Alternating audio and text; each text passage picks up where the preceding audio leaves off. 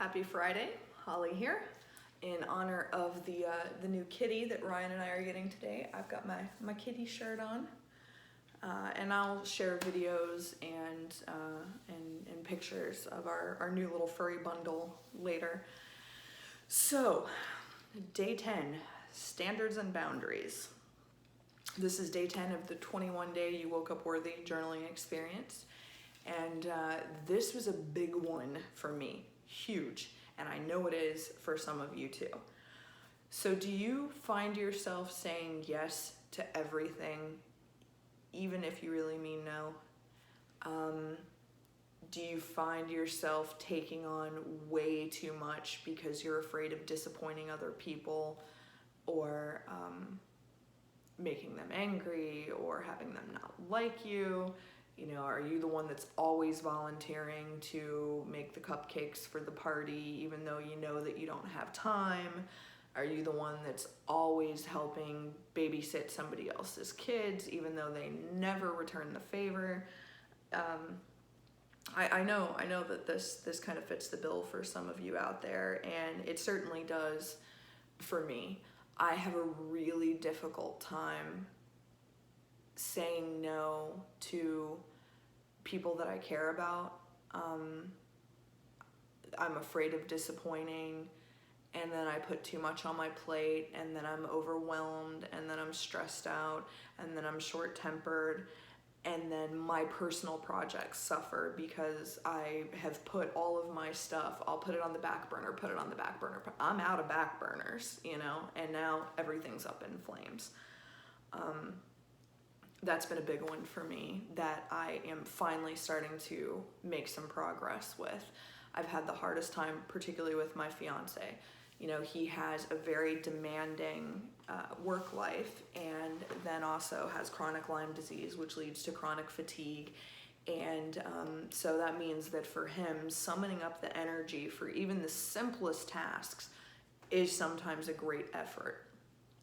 So anytime he asks me for anything, which it could be the simplest thing from, can you bring me my phone charger, to, you know, can you work on my taxes, or, you know, can you help me out with these work emails, or whatever the case may be, it's almost impossible for me to say, no, I don't have time.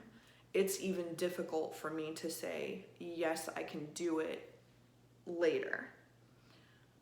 I find that I just say yes, and then I'll stop whatever I'm doing, shove it aside to do whatever it is that he needs. And it's actually caused frustration on both of our ends. I get frustrated and resentful because it's like, oh, I can't get my own stuff done because I'm always doing this instead. And then he gets frustrated with me because he senses my irritation and is like, just tell me you can't do it. Why does it have to be such a big deal? Because he doesn't understand that in, you know, my crazy little brain, it's a big deal. It's so difficult for me to tell him I can't do something for you, or I don't have time right now, or I need to do it later. And why? Because there's this irrational fear that, oh, if I don't do this for him, if I don't try to be everything that he needs me to be exactly when he needs me to be it, he just won't love me anymore. Which is so irrational and ridiculous, and logically I know better. But this is, you know, the leftover damage from the relationship with my father. When I was very, very young, I was daddy's girl. He called me baby girl. And I would have said, you know, I had the best daddy in the world and he loved me more than anything. By the time I hit double digits, my father had completely lost interest in me. And I could never understand why. I could never understand what changed, how we went from daddy and baby girl to me being this insignificant little person that just lived in the house and he didn't have anything to do with them. And much in the same way that, you know, children will blame themselves for their parents' divorce or what have you, in my child's mind, it was just that I wasn't good enough. I must have been a bad girl. And so he just didn't love me anymore. And unfortunately, that has trickled over, I shouldn't say trickled, that has flooded over into my adult life. That, you know, if I'm a bad girl, then people just won't love me anymore. And in my adult mind, you know, being a bad girl means not helping you with anything and everything that you need.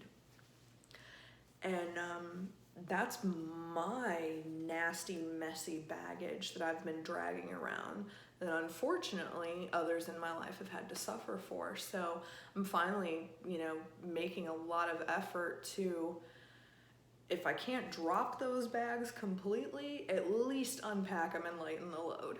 That's huge for me. That's a big one for me. The other aspect to the standards and boundaries is keeping yourself from being in one-sided relationships. So I encourage you to look at the relationships that you have in your life, and it could be friends, could be family, could be your significant other, and ask yourself if any of them are one-sided relationships. Do you find that you are doing a lot more giving than receiving in those relationships? I'm pretty fortunate with mine. I did have one long-term friendship that went on for way too long and was way too one-sided. And the truth is, I could do an entire video about that toxic mess, but the simple version of it is that I put way more energy into it than the other person did. And, you know, I used an analogy once in a discussion with a friend, said it's like a joint bank account. And every week you're putting $100 in that checking account. And every week they're throwing in $20. But every week they're taking $100 out. And you're maybe getting 5. That's not, you know, it's not sustainable. Eventually you run out, and there comes a time where you really got to pay a bill, and you go and that checking account is just empty. And you have to say to yourself, I can't have a joint checking account with you anymore. I need my own account. I need my own money. And that's the point that I got to with this person. She had stopped making deposits, but she made big ol' hefty withdrawals. And she bled me dry and wore me out, and then there just came a point that I just didn't have anything for her anymore. And that was like a year ago, and I can't really think of any relationships that I have in my life now that are one-sided like that. I think that over the years, I've really done a good job of kind of cutting those things loose. She really was the last clinger, and that went on for way too long, and that is 100% on me. That was totally on me. I mean, even other people in my life, my mother, my best friends are like, why do you put up with this girl? And in all honesty, a lot of it was just pity. I felt sorry for her because she was just this train wreck. And then I finally came to the conclusion, she's okay with being a train wreck. Like, it's not something she's trying to change. Not really. She'll give the illusion of trying to change it. Like, it looks good on paper, and then in practice, meh, not so much. So, yeah, I I don't miss that relationship. My life is, there's no empty hole there. In fact, it's kind of more room to breathe and allows me more time for the people that, you know, they're gonna chip in, they're gonna make deposits in that account and not bankrupt me. So yeah, that's kind of the standards and boundaries. So look at your life and ask yourself, where are there things that maybe you need to set some boundaries, and be prepared for the fact that if you make changes, if you say to yourself, if you say to other people, I'm not going to tolerate this behavior anymore, this has to change, from now on it's going to be this way, you're going to have pushback, and you're going to have